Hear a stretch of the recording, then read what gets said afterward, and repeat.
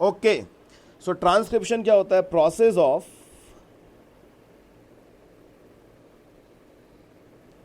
Of कॉपिंग, तो नहीं देख रहे। Wait, process of copying genetic information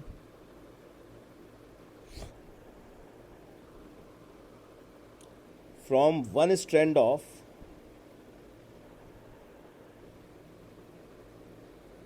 DNA into RNA is termed as transcription. यानी कि डीएनए से आरएनए बनना ही क्या होता है? ट्रांसक्रिप्शन। तो डीएनए एक ब्लूप्रिंट है, उस ब्लूप्रिंट की इंफॉर्मेशन को आरएनए में कॉपी कर ली जाती है, इसको हम लोग बोलते हैं ट्रांसक्रिप्शन। और रिवर्स ट्रांसक्रिप्शन की खोज किसने की थी? रिवर्स ट्रांसक्रिप्शन की खोज किसने की थी? पढ़ाया है मैंने, टैमिन और बाल्टीमोर ने।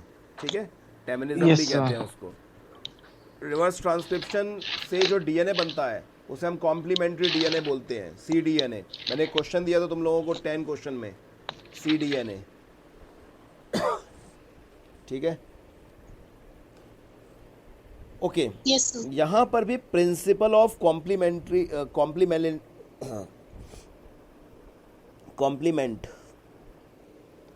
जुकाम भी हो रहा है साथ में, यहाँ पे भी प्रिंसिपल ऑफ कॉम्प्लीमेंटरिटी यूज होती है ट्रांसक्रिप्शन में। ठीक है ना? ओके, तो अब ट्रांसक्रिप्शन होता कैसे है वो जानने से पहले आप दो और बात जान लो। एक थ्योरी आई थी, उसको हम बोलते हैं one gene one enzyme theory.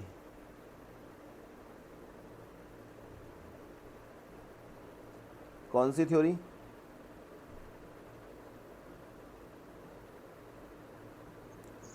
One gene one one enzyme gene one theory. Enzyme. ठीक है, ये दी थी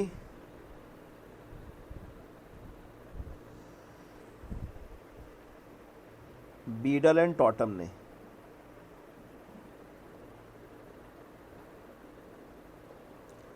कब दी थी? 1948 में। और इसके लिए इनको 1958, 10 साल बाद नोबेल प्राइज भी मिला था। और इनका जो वर्क हुआ था, देयर वर्क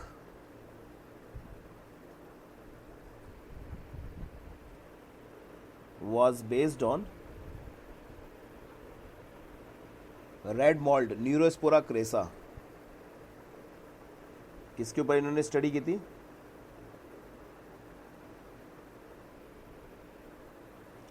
न्यूरोस्पोरा क्रेसा पे। ठीक है ना, इसे पिंक या रेड मॉल्ट कहते हैं। तो इस थ्योरी में उन्होंने ये बोला था कि डीएनए का कोई एक पर्टिकुलर सेगमेंट, उसको हम जीन बोलते हैं, जिसमें एटलीस्ट वन इंफॉर्मेशन रिकॉर्डेड हो। ठीक है, उससे आरएनए बनेगा। और हमें पता है आरएनए से क्या बनता है? प्रोटीन बनता है। सेंट्रल डोगमा का कॉन्सेप्ट है, वाटसन क्रिक ने दी थी बात। तो जो प्रोटीन बना है यहाँ पे, वो एंजाइम्स की फॉर्म में होते हैं जनरली प्रोटीन्स एंजाइम्स की फॉर्म होते हैं। ऐसा नहीं कि हमेशा होते हैं। All enzymes are protein but all proteins are not enzymes. तो ज़्यादातर तो एंजाइम्स की फॉर्म में होते हैं। और ये एंजाइम्स ही बॉडी में क्या करते हैं? मेटाबॉलिक रिएक्शंस करते हैं। तो बीडल एंड टॉटम ने कहा था कि हमारी बॉडी में कोई भी एक मेटाबॉलिक रिएक्शन हो रही है, उसके पीछे कोई एक एंजाइम है। हमारी बॉडी में कोई भी एक मेटाबॉलिक रिएक्शन हो रही है, उसके पीछे क्या एक एंजाइम मौजूद है। और वो एंजाइम बेसिकली प्रोटीन है, और वो प्रोटीन आरएनए से बना है। और आरएनए बेसिकली क्या है? डीएनए से बना है। तो इसका मतलब डीएनए के उस सेगमेंट को हम एक जीन बोलेंगे जो बॉडी में एटलीस्ट वन एंजाइम को कोड करता हो। ठीक है, क्या बोला इन्होंने बीडल एंड टॉटम ने? कि हम लोग उस पोर्शन के डीएनए के उतने पोर्शन को हम लोग एक जीन बोलेंगे जो एटलीस्ट बॉडी के एक एंजाइम को कोड करता हो। ठीक है? यस सर, एक डाउट है। हाँ। सर, हर एक आरएनए से ही बना होता है? क्या हर एक आरएनए से? क्या सर, जैसे आरएनए से प्रोटीन बनता है, हाँ, तो सर हर एक प्रोटीन आरएनए से ही बनेगा सारे या किसी और चीज से भी बन सकता है? सारे स्ट्रक्चरल प्रोटीन आरएनए से ही बनेंगे। मतलब फंक्शनल प्रोटीन जितने भी होंगे, हाँ, आरएनए से ही बनते हैं।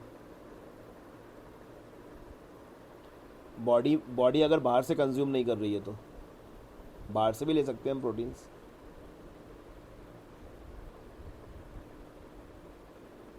क्या हो गया?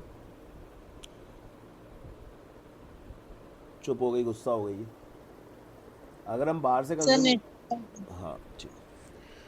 तो मतलब सबसे पहले तो ये सोचा गया कि आखिर जीन क्या है, मतलब मेरे कहने का मतलब है तो पहले तो ये डिफाइन किया गया कि जीन क्या है। तो सबसे पहले तो मैं बता दूं तुम लोगों को कि जो टर्म जीन है,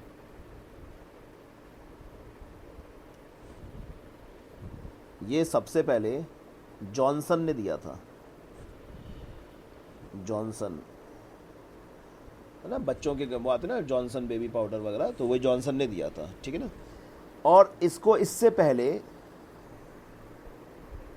मेंडल फैक्टर बोलते थे। क्या बोलते थे इसको? मेंडल इसे फैक्टर बोलते थे, ठीक है ना। अब कितने डीएनए, ये तो पता है हमें कि डीएनए के सीक्वेंस, जीन जो होता है डीएनए पे लोकेटेड होता है, लेकिन कितने डीएनए को हम एक जीन बोलेंगे ये काफ़ी कंफ्यूजन था। ये हमें पता था कि gene is defined as functional unit of inheritance. Gene क्या थी? इनहेरिटेंस की फंक्शनल यूनिट है ना। जो कैरेक्टर ट्रांसमिट होते हैं उसकी सबसे बेसिक फंक्शनल यूनिट कौन सी है? जीन। Heredity, gene. हाँ, और उनको क्रोमोसोम कैरी करते हैं, इसलिए क्रोमोसोम को हम लोग क्या बोलते हैं? हेरिडिटी व्हीकल, और जीन को बोलते हैं हेरिडिटी यूनिट्स। तो ये हेरिडिटी यूनिट्स हैं जो इनहेरिटेंस को कैरी करके ले जाती हैं। और ये भी सबको पता है कि डीएनए का सेगमेंट है जीन, ठीक है ना। तो कितना सेगमेंट जीन का है वो डिफाइन किया गया, सबसे पहले डिफाइन किया बीडल एंड टॉटम ने। तो बीडल एंड टॉटम ने अपनी दी कौन सी theory? One gene one enzyme theory. कौन सी थ्योरी दी? One gene one enzyme theory. और उन्होंने बोला कि अगर कोई जीन एटलीस्ट एक एंजाइम बनवा देता है बॉडी में तो वो एक जीन है। अगर डीएनए का एक पर्टिकुलर सीक्वेंस अगर बॉडी में, जैसे डीएनए है हमारे पास और उसका एक सीक्वेंस, जैसे डीएनए तो बहुत बड़ा सा सेगमेंट होगा, और उसका मान लो यहाँ से यहाँ तक के न्यूक्लियोटाइड बेस पेयर्स के सीक्वेंसेस अगर बॉडी में एटलीस्ट वन एंजाइम बनवा देते हैं तो उसको बोलते हैं हम लोग वन जीन, ठीक है। लेकिन फिर बाद में ये कहा जाने लगा कि भाई कोई जरूरी थोड़ा है कि एंजाइम ही बने, हो सकता है प्रोटीन तो बने लेकिन वो एंजाइम ना हो, वो हार्मोन्स हो। भाई प्रोटीन के तो कई नेचर हो सकते हैं ना, कोई कंपलसरी है कि वो एंजाइम ही होगा, ठीक है। तो फिर बाद में जीन वर्ड को रिप्लेस किया गया सिस्ट्रॉन से। किससे रिप्लेस किया गया? सिस्ट्रॉन से। तो एक साइंटिस्ट थे, उनका नाम था बेंजर।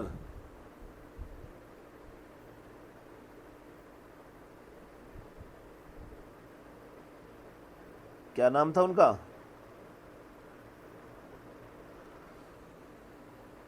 बेंजर। उन्होंने वर्ड दिया बेंजर, बेंजीन नहीं, बेंजर। हाँ, बेंजर ने वर्ड दिया सिस्ट्रॉन। किसके लिए दिया ये वर्ड? जीन। ठीक है ना, जीन के लिए वर्ड दिया। कौन सा वर्ड दिया इन्होंने?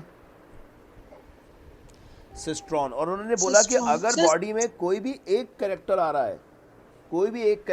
है, किसी एक पर्टिकुलर डीएनए की सेगमेंट की वजह से बॉडी में कोई भी एक कैरेक्टर आ रहा है या कोई भी एक एंजाइम बन रहा है तो उसको हम लोग सिस्ट्रॉन बोल देंगे। सो सिस्ट्रॉन बोला गया शुरुआत में फंक्शनल यूनिट ऑफ जीन को। मतलब कि अगर जीन फंक्शनली है, अगर कोई फंक्शनल दिखा रही है यानी कि कोई कैरेक्टर आ रहा है उसकी वजह से, उसके लिए वर्ड यूज़ कर दिया गया सिस्ट्रॉन। तो फिर बाद में one gene one enzyme theory को रिप्लेस करके बोला गया one gene one cistron hypothesis. क्या कह रहा हूं मैं? बात समझ में आ रही है? सिस्ट्रॉन क्या था? क्या है सिस्ट्रॉन? सिस्ट्रॉन जीन की जगह ही अल्टरनेट वर्ड यूज किया गया है क्या? Segment of DNA. क्या है cistron? Segment of DNA which codes for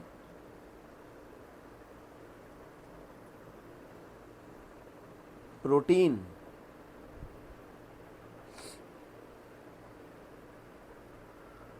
और पॉलीपेप्टाइड चेन, है ना?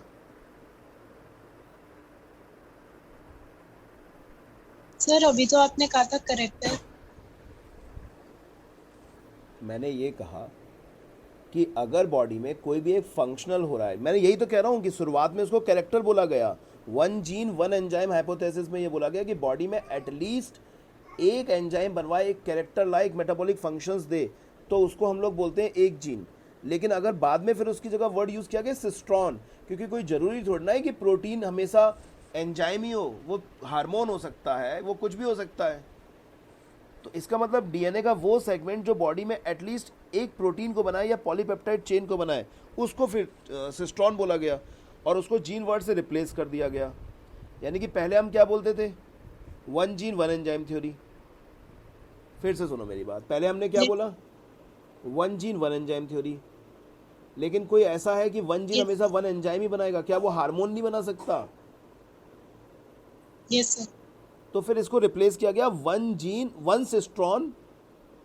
जीन की जगह क्या रखा गया? सिस्ट्रॉन। पहले क्या लिया गया word? One gene one enzyme. One enzyme hypothesis. फिर क्या यूज किया गया? One cistron one polypeptide hypothesis. ठीक है, तो जीन वर्ड की जगह बस सिस्ट्रॉन आ गया और कुछ नहीं है नया चीज। Okay sir. ठीक है, अब तो सिस्ट्रॉन क्या Yes. चीज हुई? तो सिस्ट्रॉन क्या चीज हुई? Segment of DNA. जो क्या करे? एटलीस्ट वन प्रोटीन को कोड करे। एटलीस्ट वन प्रोटीन को क्या करे? कोड। कोड करे। अब यूकैरियोट्स जो होते हैं, यूकैरियोट्स का जो डीएनए होता है वो मेनली, ऐसा कोई कंपलसरी नहीं है, वो मेनली होता है मोनोसिस्ट्रॉनिक। मतलब एक ही सिस्ट्रॉन मिलेगा आपको। ठीक है, मोनोसिस्ट्रॉनिक होता है। कैसा होता है? मोनोसिस्ट्रॉन। और प्रोकैरियोट्स का कैसा होता है? Polycistronic.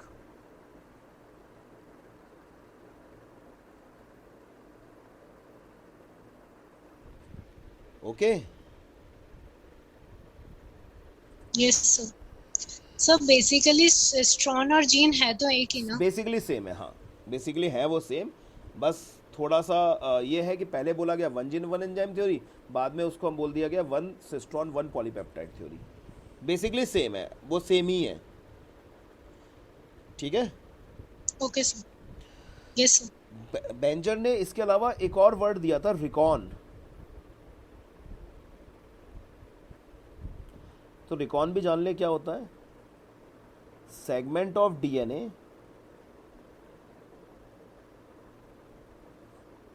which is responsible for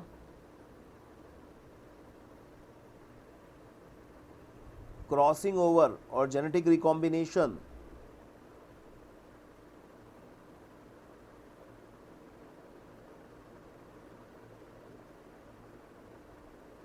is known as recon। तो डीएनए का वो सेगमेंट, किसका? डीएनए का वो सेगमेंट, तुम लोगों को क्रॉसिंग ओवर तो पता है ना? 11th में था crossing over. Yes sir. Sister chromatids आते हैं और इस तरह से अपने सेगमेंट्स को ज्वाइन कर लेते हैं। ये वाला सेगमेंट, जैसे हरा सेगमेंट है, थोड़ी देर बाद इस पे पहुंच जाएगा और पीला सेगमेंट इधर पहुंच जाएगा, तो जेनेटिक रिकॉम्बिनेशन। तो recon is the unit of genetic recombination, यानी डीएनए का वो सेगमेंट जो कि क्रॉसिंग ओवर में पार्टिसिपेट करता है, उसको हम बोलते हैं रिकॉन। क्या बोलते हैं उसको? रिकॉन। रिकॉन। ओके, और इसके अलावा बेंचर ने एक और वर्ड दिया था, म्यूटॉन। नाम से ही समझ में आ रहा होगा क्या होता है म्यूटॉन। सेगमेंट ऑफ डीएनए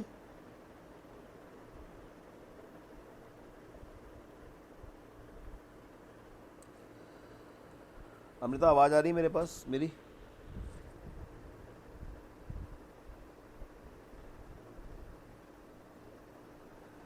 चलो, segment of DNA which is responsible for mutation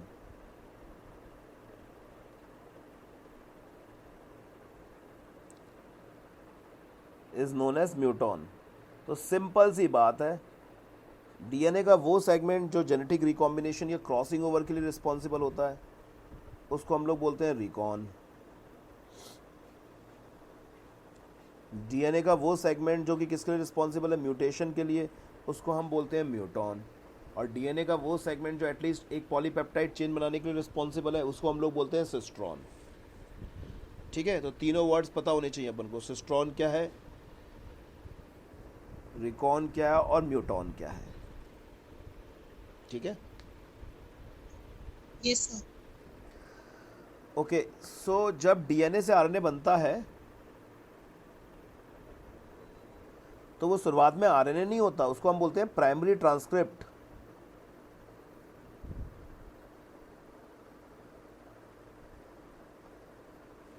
क्या बोलते हैं उसको?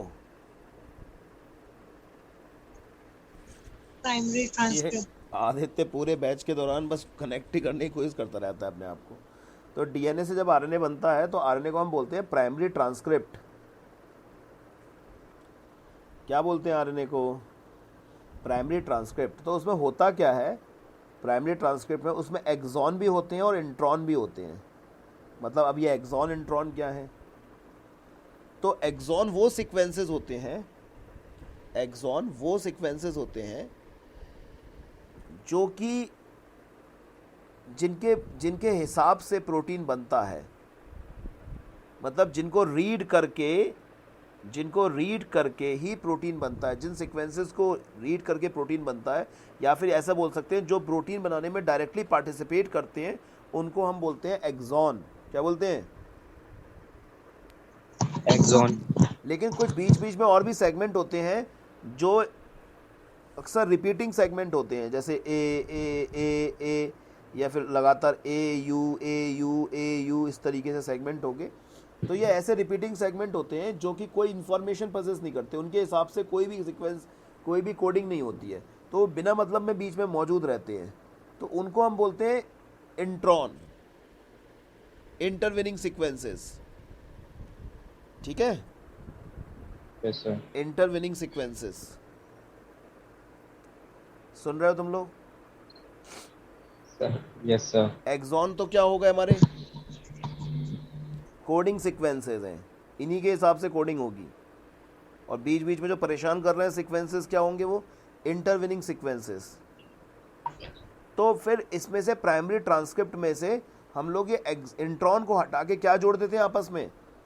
सारे एक्सॉन आपस में जोड़ देते हैं, इंट्रॉन को हटा देते हैं। जैसे मान लो ये पीला पीला इंट्रॉन है, तो इस इंट्रॉन को हम हटा देंगे और क्या जोड़ देंगे आपस में? एक्सॉन एक्सॉन जोड़ देंगे। एक्सॉन। ठीक है, तो Yes, sir. ये बन जाएगा प्रोसेस्ड एमआरएनए। क्या बन जाएगा ये? प्रोसेस्ड आरएनए बन जाएगा। ये क्या बन जाएगा? ये प्रोसेस्ड आरएनए या मैच्योर आरएनए बन जाएगा। तो इसका मतलब याद रखना, प्राइमरी ट्रांसक्रिप्ट अलग है।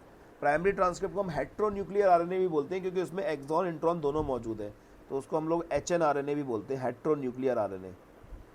और ये बन जाएगा हमारा प्रोसेस्ड आरएनए। अब ये प्रोसेस्ड आरएनए से रीडिंग होगी और इससे क्या बनेगा? प्रोटीन बनेगा। ठीक है, तो अभी हम बात करेंगे डीएनए से आरएनए बनने की प्रोसेस को। तो बेसिकली आरएनए नहीं बनेगा, सबसे पहले क्या बनेगा? प्राइमरी ट्रांसक्रिप्ट बनेगा। सबसे पहले क्या बनेगा इसमें? Primary transcript. सबसे पहले प्राइमरी ट्रांसक्रिप्ट बनेगा इसमें। अब देखो सर ये जरा, प्रोसेस आरएनए कैसे बना है एक और बार बता दो। मैं ये कह रहा हूँ कि सबसे पहले तो हमारा डीएनए होगा।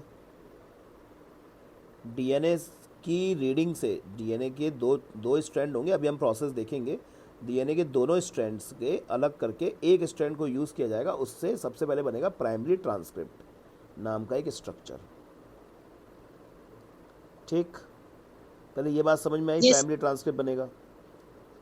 Yes sir. अब मैं ये कह रहा हूँ उस प्राइमरी ट्रांसक्रिप्ट में कोडिंग सीक्वेंसेस होंगे, लेकिन बीच बीच में कुछ कोडिंग सीक्वेंसेस मतलब कुछ सीक्वेंसेस ऐसे होंगे जो कि फाइनल, जिनके हिसाब से फाइनल प्रोटीन की रीडिंग नहीं होगी, फालतू के सीक्वेंसेस होंगे। वो फालतू के सीक्वेंसेस होंगे वो कोडिंग में पार्टिसिपेट ही नहीं करेंगे, प्रोटीन फॉर्मेशन में पार्टिसिपेट ही नहीं करेंगे, वो प्रोटीन फॉर्मेशन में पार्टिसिपेट ही नहीं करते वो सीक्वेंसेस। एक पर्टिकुलर जगह से रीडिंग स्टार्ट होगी और एक पर्टिकुलर जगह पे उसकी एंड हो जाएगी रीडिंग की, तो वो पार्टिसिपेट ही नहीं करेंगे। Yes sir. तो जो ये कोडिंग सीक्वेंसेस हैं या जो आगे जाके एक्सप्रेस्ड होने वाले हैं कोडिंग सीक्वेंसेस, या फिर हम क्या बोल सकते हैं इनको, एक्सप्रेस सीक्वेंसेस,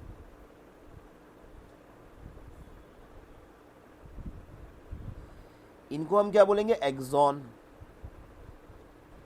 क्या बोलेंगे इनको, एक्सॉन। जो आगे जाके जब आरएनए मैच्योर होगा तो इस यही सीक्वेंसेस मैच्योर आरएनए में दिखेंगे हमें। पर जो सीक्वेंसेस हमें नहीं दिखेंगे वो ये वाले इसके होंगे, तो इनको हम बोलते हैं इंट्रॉन, इंटरविनिंग सीक्वेंसेस होते हैं ये।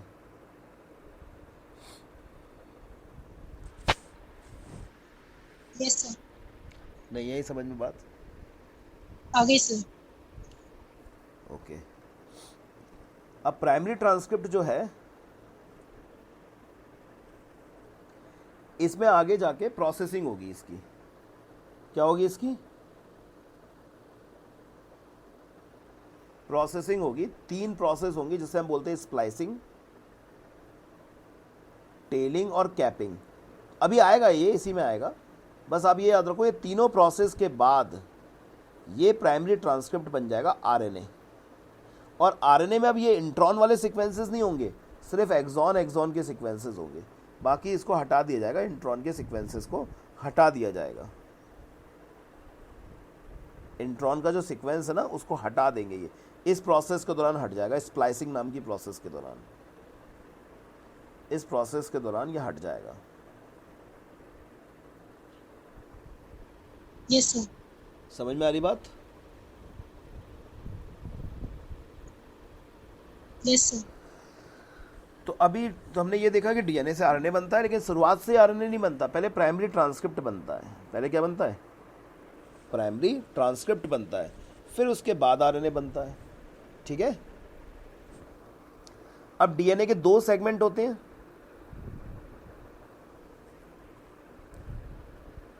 डीएनए के 2 सेगमेंट होते हैं ना, डीएनए डबल स्ट्रैंडेड नहीं होता। हाँ यस सर, 3 5 5 3। सिर्फ हाँ, तो सिर्फ एक ही स्ट्रैंड जो होता है वो पार्टिसिपेट करता है आरएनए फॉर्मेशन में।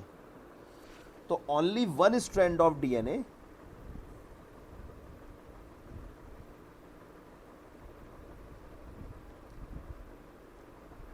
पार्टिसिपेट इन ट्रांसक्रिप्शन,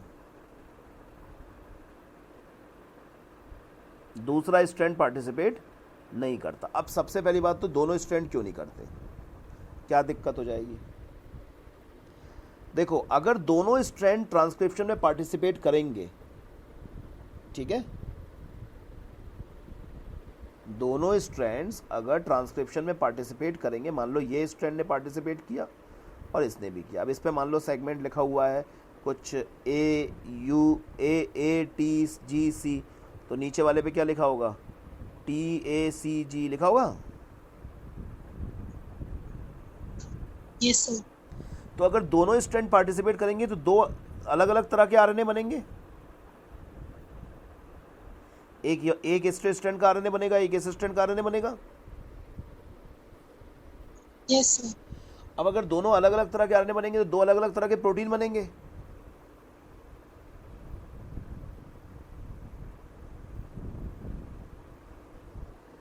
अरे 2 स्ट्रैंड है अलग अलग तरह के, 2 अलग अलग तरह के प्रोटीन नहीं बनेंगे। Yes sir.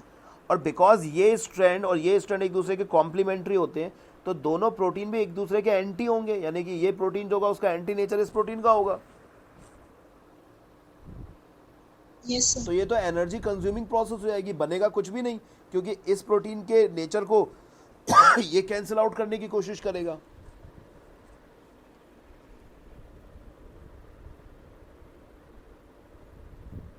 Yes sir. ठीक है ना, तो ये तो प्रॉब्लम है, फालतू एनर्जी वेस्ट हो गई और हमने बनाया कुछ भी नहीं।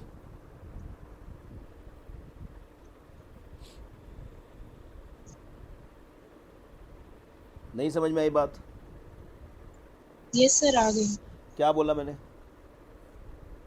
सर कि अगर दो अलग, मतलब दो स्ट्रैंड से बनेगा, अगर उसने दो स्ट्रैंड लिए तो दो प्रोटीन बनेंगे जो दोनों एक दूसरे के एंटी होंगे, दोनों एक तो दूसरे के इससे हाँ एनर्जी बिल्कुल कंज्यूम हाँ, होगी।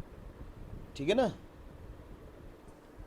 यस तो सर। सबसे पहली बात तो हम ये लिख सकते हैं कि if both the strands participate in transcription तो क्या होगा?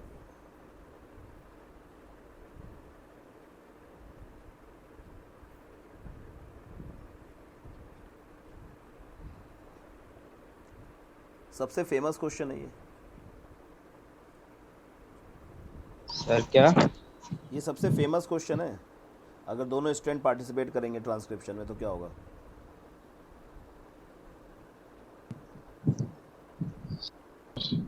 तो क्या होगा? Then two different type of proteins are formed.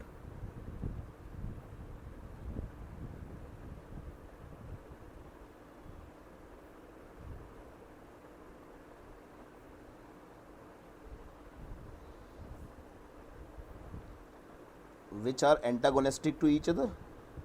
Antagonistic का मतलब क्या होता है? Opposite to each other. और एक जैसे नेचर के होते तो क्या बोलते हैं?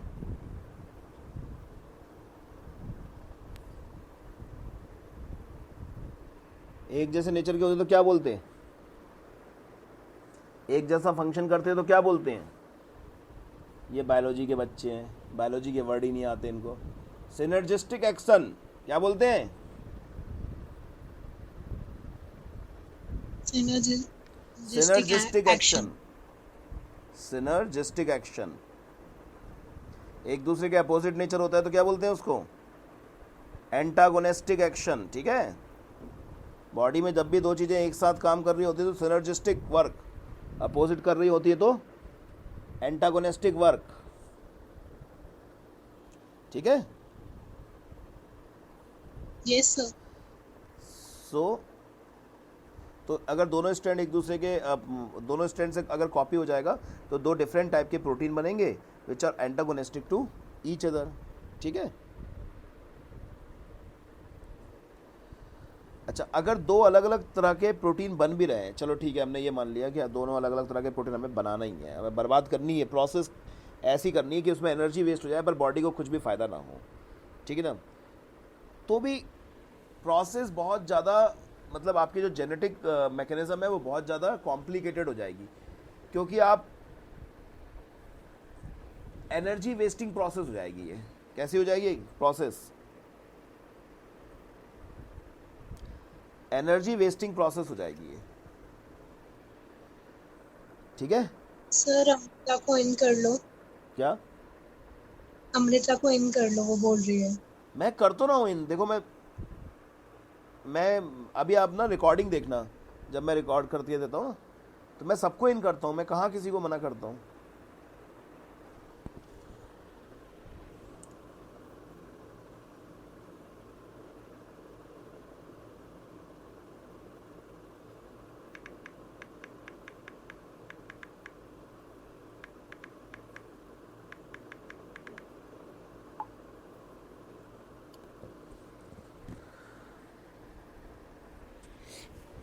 ठीक है।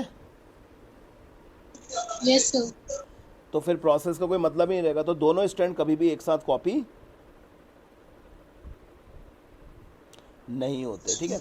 अच्छा, मैं ये कह रहा हूँ, चलो हो भी गया, एनर्जी हमने वेस्ट कर भी दी, हमने एनर्जी वेस्ट, सुन नहीं रहे तुम लोग। मैं Yes, ये sir. कह रहा हूँ, अगर हमने डबल स्ट्रैंडेड डीएनए से एनर्जी वेस्ट करके आरएनए बना भी दिए, मतलब दोनों स्ट्रैंड अलग अलग हो गए डीएनए के और उनके हिसाब से दो अलग अलग आरएनए बन गए, तो वो दोनों आरएनए भी तो एक दूसरे के कॉम्प्लीमेंट्री हो जाएंगे और वो दोनों आपस में जुड़ जाएंगे, तो डबल स्ट्रैंडेड आरएनए बन जाएगा। डबल स्ट्रैंडेड आरएनए नहीं बन जाएगा, कॉम्प्लीमेंट्री होंगे ना एक दूसरे के। Yes sir. तो जब डबल स्टैंडर्ड आरएनए बन जाएगा, जब डबल स्टैंडर्ड आरएनए बन जाएगा, आरएनए के न्यूक्लियोटाइड बेसेस एक्सपोज्ड ही नहीं होंगे, तो प्रोटीन कहाँ से बन जाएगा? सोचने वाली बात तो ये है। नहीं समझ में आई बात? ये डीएनए के दो स्ट्रैंड हैं। ट्रांसक्रिप्शन की प्रोसेस के दौरान दोनों स्ट्रैंड कैसे हो जाएंगे? अलग अलग हो जाएंगे।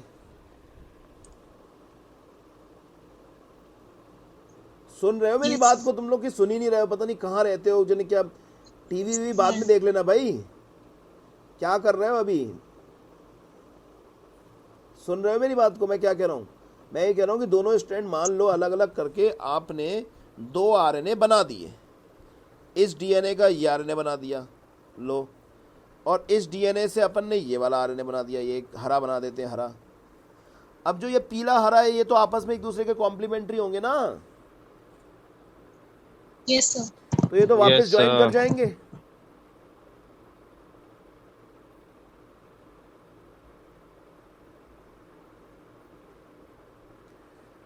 मोहित, तुमने वो टेस्ट नहीं दिया था जो मैंने डीपीपी करके टेस्ट रखा है, वो टेस्ट दो। और डीपीपी के क्वेश्चन अगर आप डेली सॉल्व करोगे तभी एमसीक्यू की प्रैक्टिस होगी। अब पेपर का पैटर्न चेंज हो गया। अब आपको डायग्राम नहीं बना के आने पेपर में, टेस्ट दिया करो। हाँ सर, हाँ सर। अब लिखना नहीं है आपको, अब आपको ऑब्जेक्टिव सॉल्व करने हैं। अब इन नोट्सों की कोई वो नहीं है, आपको चीज़ें याद होनी चाहिए, पॉइंट्स याद होने चाहिए आपको। चेंज हो चुका है, दुनिया चेंज हो गई, बदल रही है दुनिया। क्यों नहीं देश दिया था? बदल रहा है। क्यों नहीं दिया था तुमने टेस्ट? डीपीपी क्यों नहीं देते तुम लोग? जानवी ने दिया था और उसने सर- दिया था बस केवल। हाँ बोलो। सर कल सुबह तक दे दूंगा। कल से नहीं, अभी जो भी मैं पढ़ाया करूंगा उसी के बेसिस पे क्वेश्चन दिया करूंगा। ऐसा भी नहीं करूंगा कि मैंने तुरंत? नहीं, तुरंत तो नहीं दे पाऊंगा क्योंकि पेपर बनाने में भी टाइम लगता है। लगभग 12 मतलब घंटे बाद। अगले टर्न से पहले? हाँ, अगले टर्न से पहले क्या, जैसे आज पढ़ा दिया, आज के 12 घंटे बाद, 12 घंटे का स्कोर आ करेगा। तब तक कॉपी से पढ़ लेना जो मैंने पढ़ाया है वो पॉइंट्स याद हाँ होने ठीक चाहिए। है सर। मैं एनसीईआरटी सामने बैठ के मैंने खोल के रखी है एनसीईआरटी, जिससे एनसीईआरटी का कोई पॉइंट स्किप ना हो। एक एक पॉइंट एनसीईआरटी का लेके चल रहा हूँ मैं। हमारे पास तो एनसीईआरटी नहीं है सर, गरीब लोग। मैं एनसीईआरटी को सामने इसलिए रखा है मैंने कि एनसीईआरटी के एक एक पॉइंट से क्वेश्चन बन सकते हैं। ठीक है, अब सुनो मेरी बात ध्यान से। अब पेपर देना, ठीक है? मैं ये कह रहा हूँ कि दोनों डीएनए जो हैं वो अगर अलग अलग स्ट्रैंड हो जाएंगे तो उनसे दो आरएनए बनेंगे जो आपस में कॉम्प्लीमेंट्री होंगे, दोनों वापस जुड़ जाएंगे। ये पीले हरे दोनों जुड़ जाएंगे ना। Yes sir. तो ये एक्सपोज्ड कहाँ रहे? आरएनए को एक्सपोज होना चाहिए ना, तभी तो आके उसके, तभी तो टीआरएनए उस वहाँ उस पे मौजूद AUG वगैरह इसके हिसाब से एंटीकोडॉन लेके आता है। The nucleotide sequences on the RNA should be exposed. जब आपस में जुड़ जाएंगे तो एक्सपोज्ड कहाँ रहे?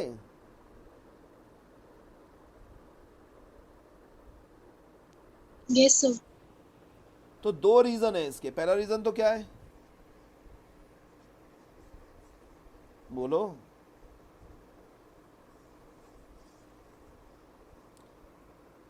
सर मतलब दो एंटी पैरेलल एंजाइम्स बन जाएंगे, मतलब दोनों एक दूसरे का अपोजिट एंजाइम्स बन जाएंगे। एंटागोनिस्टिक, एंटी पैरेलल कैसे होते हैं? एंटागोनिस्टिक एंजाइम बन जाएंगे जो फंक्शन में अपोजिट होंगे। और दूसरा और रीजन क्या है? इफ डीएनए बन जाएगा। 2 RNA produced simultaneously from 2 DNA strands। चलो दोबारा से रीजॉइन कर लो, 1 मिनट रह गया है। अब देखो ये अमृता खुद ही चली गई, पता नहीं खुद या नेट कनेक्शन उसका चला गया। तो चलो उसका दोबारा, नेटवर्क इशू। चलो दोबारा ज्वाइन कर लो।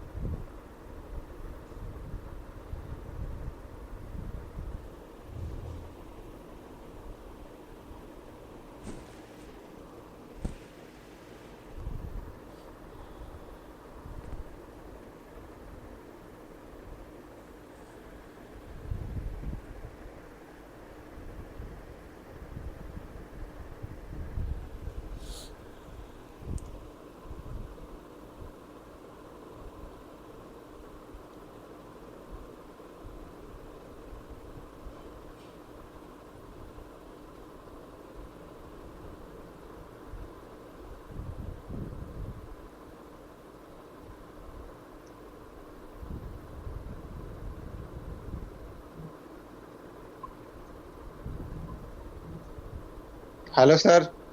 हेलो मोहित, आ गए सब? चलो, सर आदित्य मोहित आदित्य आदित्य अब तो सब निकल गया। पता नहीं सर कहाँ कनेक्ट रहता है नहीं सर हो ये। रहा था सर। अबे नेटवर्क सर सही करा ले अपना। कितना तो है भाई, जियो की सिम है। अबे जियो नहीं चलता अब नहीं, एयरटेल ले ले भाई तू। मैं दे मेरे देता पास हूँ और एयरटेल क्या। की सिम रखी है। चलो ठीक है। रखी क्या है, उसको मोबाइल में लगाओ यार, रखने से क्या होता है। तो मैं कल रिचार्ज करवाता हूँ। अरे सुनो, अब आ गए। रिचार्ज ही अरे नहीं हो किया। गया। अरे सुनो, अब सुनो।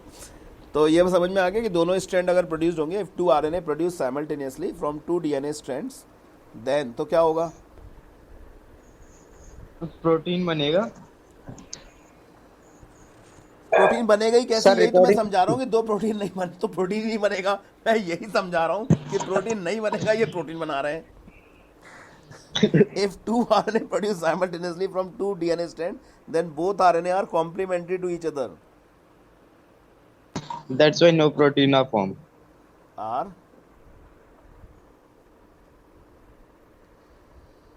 complementary to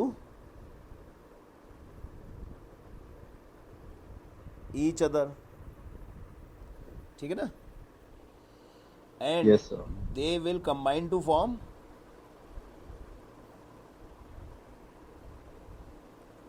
reunite. अच्छा वर्ड है, reunite to form double stranded RNA. As in double stranded RNA, nucleotide sequences are क्या नहीं होंगे? Nucleotide sequences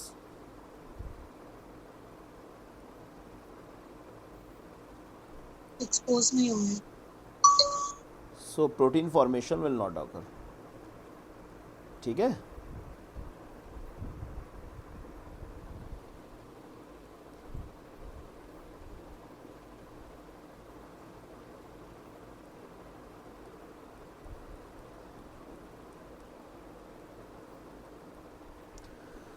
okay. चलो भाई, अब मैंने अपने सोने वोने का टाइम भी फिक्स कर लिया है अभी। मैं आपको टाइमिंग्स बता देता हूँ मंडे से जो चेंज टाइमिंग्स हैं।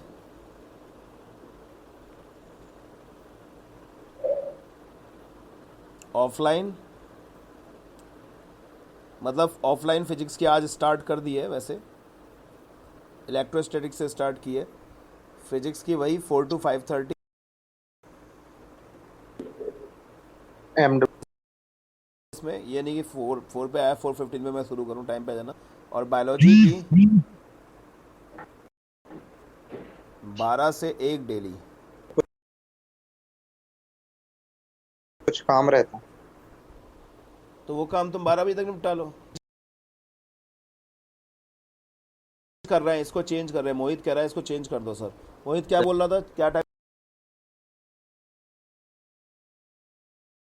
अभी तुम एक बोल रहे थे कि दो बोल नहीं, रहे थे? दो से 3 है ना बस। Yes sir. एक नहीं, डेली है ना तो। सर संडे को चाहिए भी नहीं। हाँ, मैं लूंगा भी नहीं। टाइमिंग है मंडे से अबे चेंज है। बुला कौन रहा है बे? इन फिजिक्स 9 से 10 बायोलॉजी।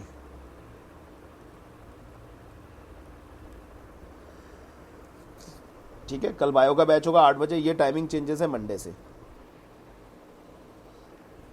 सर बायोलॉजी का डेली होगा 9 से हाँ 10। डेली 9 से 10 डेली। सर हाँ बोलो। आपने रिकॉर्डिंग की थी सर इसकी?